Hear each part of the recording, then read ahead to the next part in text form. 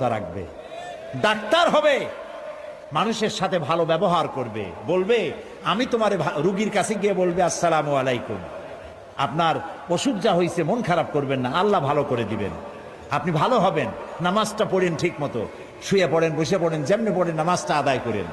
এরপরে তাকে ওষুধ দিল, ভালো ব্যবহার করলো, তারপরে নিজেও জামাতে নামাজ আদায় করলো। এইরকম মুসলমান ডাক্তার চাই, এরকম ডাক্তার না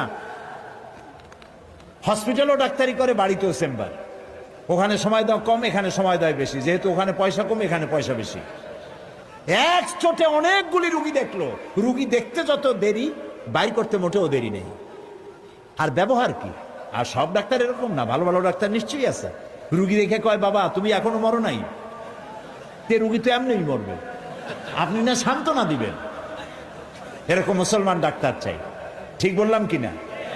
সুতরাং বিশ্ববিদ্যালয় এই কোরআন শরীফটা যদি পড়ানো হইতো, বাধ্যতামূলক সকাল একেবারে নিচের থেকে নিয়ে মাস্টার ডিগ্রি পর্যন্ত কোরআনের অর্থ এবং ব্যাখ্যা সহকারে পড়তে হবে, অন্তত আম পাড়ার মতো একটি পাড়া 30তম পাড়া মুখস্থ করতে হবে। আমি একবার দুবাইতে, সেখানে আপনারা কি বিরক্ত হচ্ছেন নাকি? আমি শেষ করে দেব তাড়াতাড়ি।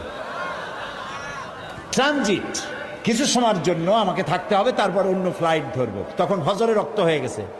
আমি উজু করে, এয়ারপোর্টে মসজিদ আছে, সেখানে এয়ারপোর্টের ভিতরে মসজিদের একটা রুম নেওয়া আছে, সেখানে গেলাম।